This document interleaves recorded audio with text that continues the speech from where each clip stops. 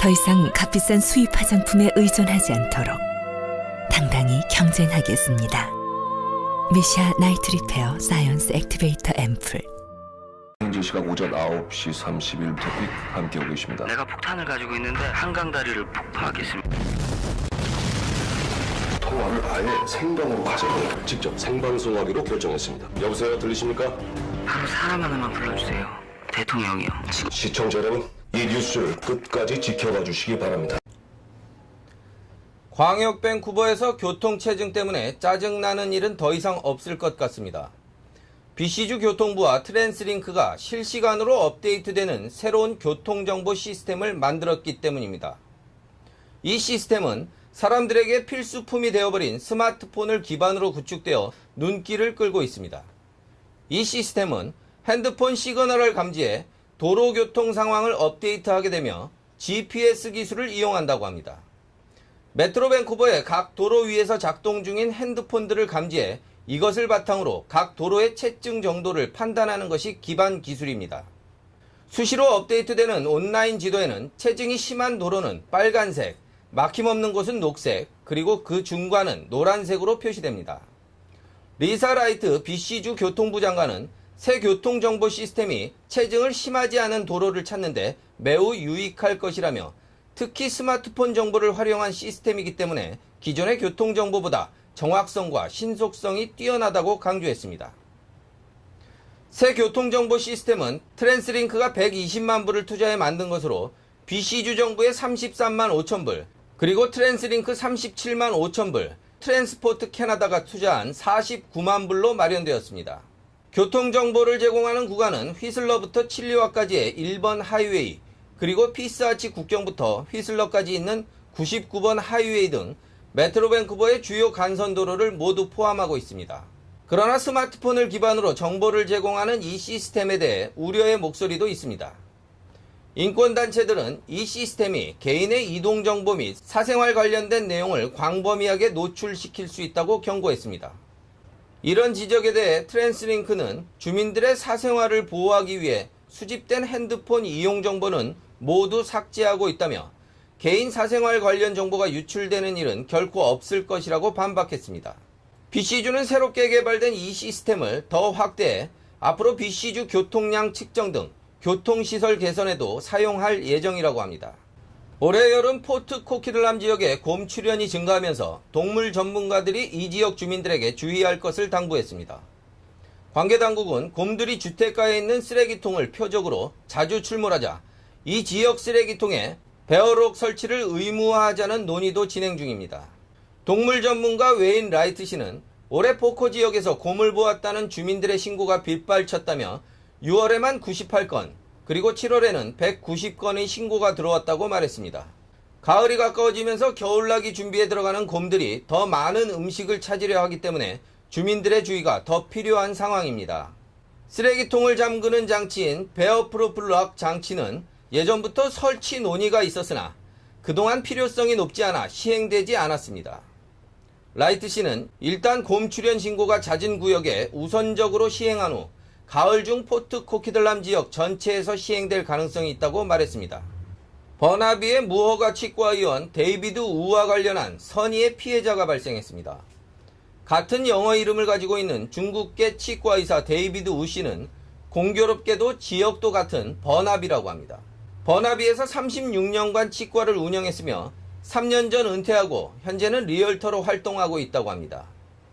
정식 치과의사인 우 씨는 내가 아닌 다른 데이비드 우 기사들이 나오기 시작한 후 예전에 알던 사람들과 치료받은 사람들이 메시지를 보내고 있다고 말했습니다. 메시지 내용 대부분이 그를 비난하는 메시지들이라며 당혹함을 표시했습니다. 그는 불법 치과 의사에 대한 기사가 터지기 시작한 시점부터 기사에 댓글을 달아 동명이인인 존재를 알리려 했다며 무엇보다 치료한 환자들이 HIV나 간염 감염 여부 등에 대해 걱정하는 일이 없어야 한다고 말했습니다. 그는 BC 치과의학회가 상황을 알고 있음에도 아직 아무런 조치가 없다며 비판했습니다. 한편 프레이저 보건부는 우로부터 불법 치과 치료를 받은 환자들을 가능한 많이 확인하기 위해 노력 중이라고 합니다. 지난 한 주 동안 이미 100여 명과 연락이 되었으며 우이집에서 압수된 서류들을 토대로 더 많은 환자들과 연락을 시도하고 있다고 합니다.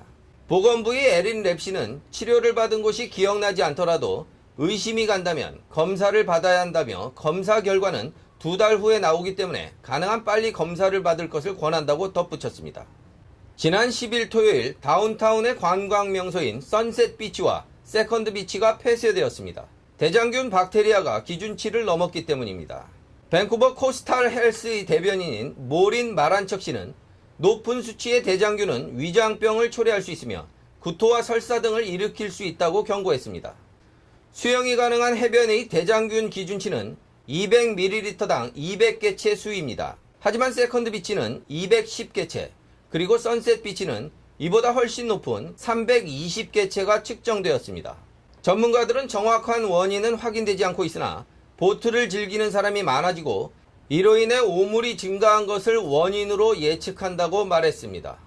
최근 지구 온난화에 따른 바닷물의 온도 상승도 원인일 수 있다고 합니다. 마란척 씨는 대장균 박테리아에 감염되지 않기 위해서는 다음과 같은 수칙을 지켜야 한다고 강조했습니다.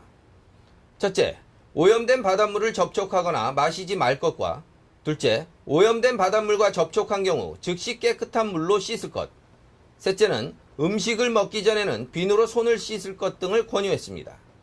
BC주 녹색당의 당수 제인 스터크 씨가 트위터를 통해 당 대표직에서 물러날 것을 발표했습니다. 스터크 씨는 지난 2007년부터 녹색당의 당수로 재직해왔으나 지난 5월 총선에서 예상했던 것보다 부진한 성적을 보였고 결국 사퇴를 결심한 것이라고 합니다. 스터크 씨는 녹색당은 밝은 미래를 갖고 있다며 올해 총선에서 주의회 의석을 획득한 것은 당이 앞으로 전진하는 원동력이 되어줄 것이라고 말했습니다. 한편 녹색당은 오는 24일에 새 대표를 선출할 예정입니다. 스터크는 그동안 자신을 도와 당을 이끌어온 앤드류 위버를 새 당수로 지지한다고 말했습니다. 캐나다의 전국지인 글로브 앤 메일 신문사가 구독률이 낮은 BC주의 일부 지역에 신문 배포를 중단한다고 발표했습니다. BC주에서는 위슬러와 프린스 조지 그리고 프린스 루퍼트 지역이 포함되어 있으며 약 1000여 명의 독자들이 영향을 받게 된다고 합니다. 글로브 앤 메일 측은 배포가 중단된 지역들은 구독률이 낮고 배달 주행거리가 먼 지역으로 배달 비용을 절약하기 위해 이러한 결정을 내렸다고 전했습니다. 이번 배포 중단으로 BC주에서만 매년 50만 달러의 비용을 그리고 캐나다 전역에서는 150만 달러를 절감하게 되었다고 덧붙였습니다. 필립 크롤리 출판인은 오는 10월부터 글로브 앤 메일 신문을 받아볼 수 없게 된 독자들에게 사과의 뜻을 전했습니다.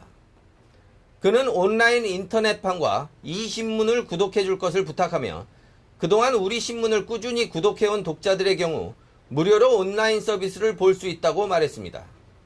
청년층과 공공부문 일자리가 크게 줄어들면서 지난달 캐나다에서 4만 개의 일자리가 감소한 것으로 나타났습니다. 연방통계청은 12일 발표한 월간 고용동향 보고서를 통해 이 기간 공공부문의 일자리가 총 7만 4천 개 줄었고 다른 부분에서 증가했다고 밝혔습니다. 전국에서 15세에서 24세 연령층 일자리가 4만 6천 개 감소하면서 제조업과 전력, 서비스 부문 일자리가 증가세를 상쇄했다고 통계청은 설명했습니다. 지난달 실업률은 전달보다 0.1% 높은 7.3%를 기록한 것으로 조사됐습니다. 공공일자리 감소폭이 크게 나타난 것은 재정 긴축을 위한 정부의 인력 감축 계획이 가시화되면서 올 들어 지난달까지 공공일자리는 1.6% 감소한 것으로 집계됐습니다. 청년층 일자리가 크게 줄면서 하절기 방학 기간 학생들의 고용 사정도 악화돼 이 기간 청년층 실업률이 13.9% 기록했습니다. 전문가들은 지난 5월 일자리가 10만 개 가까이 늘어난 월간 최고 기록을 세운 지 2달 만에 고용 동향이 급격히 추락했다고 지적하면서 경제가 회복과 후퇴 사이에서 혼조를 겪는 것으로 해석했습니다.